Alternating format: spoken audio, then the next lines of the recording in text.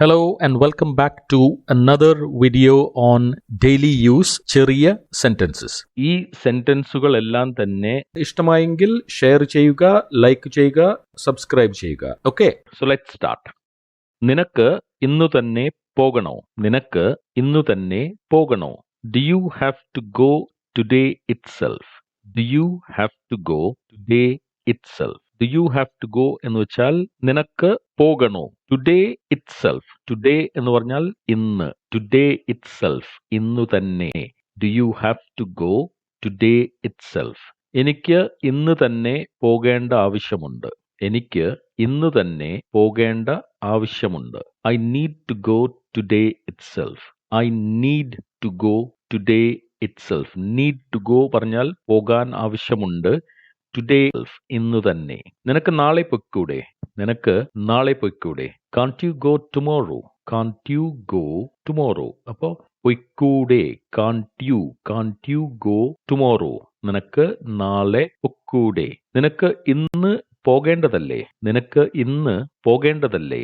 Don't you have to go today? Don't you have to go today? അപ്പോൾ don't you have to go എന്ന് പറയുമ്പോൾ പോകേണ്ടതല്ലേ? Today ഇന്ന്. നിനക്ക് നാളെ വരെ കാത്തിരിക്കാമോ? നിനക്ക് നാളെ വരെ കാത്തിരിക്കാമോ? Can you wait till tomorrow? Can you wait till tomorrow? ഇവിടെ നമ്മൾ till tomorrow എന്ന് പറയാം, അതല്ലെങ്കിൽ until tomorrow അതും പറയാം. Can you wait until tomorrow അല്ലെങ്കിൽ can you wait till tomorrow? അതായത് നാളെ വരെ നിനക്ക് കാത്തിരിക്കാമോ? ഞാൻ അവൾക്ക് വേണ്ടി 5 മണിക്കൂർ കാത്തുനിന്നു. ഞാൻ അവൾക്ക് വേണ്ടി 5 മണിക്കൂർ കാത്തുനിന്നു. I waited 5 hours for her. I waited 5 hours for her. ഇവിടെ നമ്മൾ hour എന്ന് പ്രൊനൗൺസ് ചെയ്യാൻ പാടില്ല.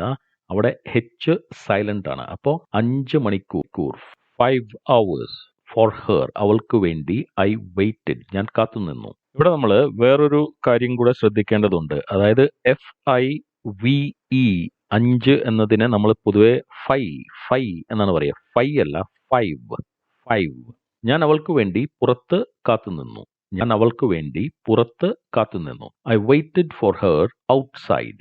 I waited for her outside. എന്തിന്റെ ഔട്ട്സൈഡ് എന്ന് നമുക്ക് ഇവിടെ പറയുന്നില്ല. കാരണം സംഭാഷണത്തിൽ നമുക്ക് കേൾക്കുന്നവർക്ക് മനസ്സിലാവുന്നത് കൊണ്ട് നമ്മൾ പറയുന്നില്ല. അല്ലെങ്കിൽ നമുക്ക് പറയാം I waited for her outside her office അല്ലെങ്കിൽ ഔട്ട്സൈഡ് ഹെർ ഹൗസ്. അങ്ങനെയൊക്കെ നമ്മൾ അതിനെ കുറച്ചും കൂടെ ഡിസ്ക്രിപ്റ്റീവ് ആയിട്ട് പറയാം. ഇവിടെ നമ്മൾ സിമ്പിൾ ആയിട്ടാണ് പറയുന്നത് I waited for her outside. ഇതിനെ തന്നെ നമുക്ക് I waited outside for her അങ്ങനെയും പറയാം. സ്പോക്കൺ ഇംഗ്ലീഷിൽ 2 രീതിയിലും ഇത് പറയാം. ഞാൻ മതിയാവോളം കാത്തിരുന്നു. ഞാൻ മതിയാവോളം കാത്തിരുന്നു അല്ലെങ്കിൽ കാത്തുനിന്നു. I have waited enough. I have waited enough. അവൾക്ക് വേണ്ടി എന്ന് പറയണമെങ്കിൽ ഞാൻ മതിയാവോളം അവൾക്ക് വേണ്ടി കാത്തിരുന്നു. അങ്ങനെ പറയണമെങ്കിൽ I have waited enough for her. I have waited enough for her. അപ്പോൾ അവൾക്ക് വേണ്ടി എന്നത് for her. ഇതിൽ കൂടുതൽ എനിക്ക് കാത്തിരിക്കാൻ പറ്റില്ല. ഇതിൽ കൂടുതൽ എനിക്ക് കാത്തിരിക്കാൻ പറ്റില്ല. I can't wait anymore. I can't wait anymore. എനിക്ക് അടുത്ത ആഴ്ച വരെ കാത്തിരിക്കാൻ പറ്റില്ല. എനിക്ക് അടുത്ത ആഴ്ച വരെ കാത്തിരിക്കാൻ പറ്റില്ല. I can't wait until next week. I can't wait. എനിക്ക് കാത്തിരിക്കാൻ പറ്റില്ല. Until next week. അടുത്ത ആഴ്ച വരെ. Until next week.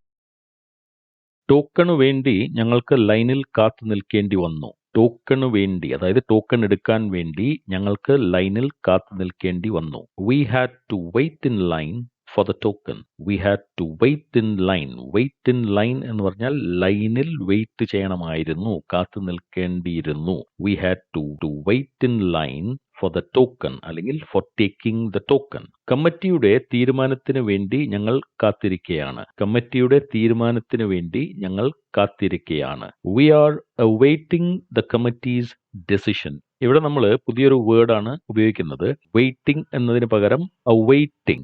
We are awaiting the committee's decision. awaiting എന്ന് പറയുമ്പോൾ ഒരു കാര്യത്തിന് വേണ്ടി കാത്തു നിൽക്കുക, വെയിറ്റ് ചെയ്യുക.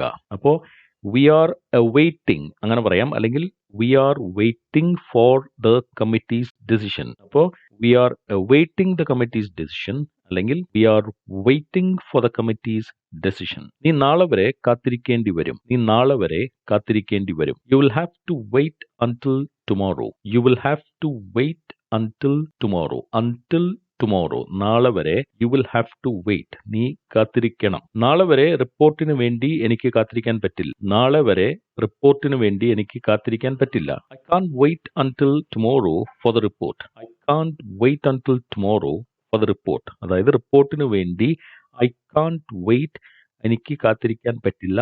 അൺടിൽ ടുമോറോ, നാളെ വരെ. ഇതിനെ തന്നെ നമുക്ക് വേറൊരു രീതിയിലും പറയാം. The report can't wait until tomorrow. The report can't wait until tomorrow. ഇതിന്റെ ലിറ്ററൽ ആയിട്ട് അക്ഷരാർത്ഥത്തിൽ നമ്മൾ പറയുകയാണെങ്കിൽ റിപ്പോർട്ടാണ് വെയിറ്റ് ചെയ്യുന്ന പോലെയാണ് ഇത് തോന്നുക. പക്ഷെ അതല്ല. അതിന്റെ മീനിങ് എന്താണെന്ന് വെച്ചാൽ നാളെ വരെ റിപ്പോർട്ട് കിട്ടാതെ ഇരിക്കാൻ പറ്റത്തില്ല, ഇന്ന് തന്നെ എനിക്ക് കിട്ടണം. So the report can't wait until tomorrow, അങ്ങനെയും പറയാം.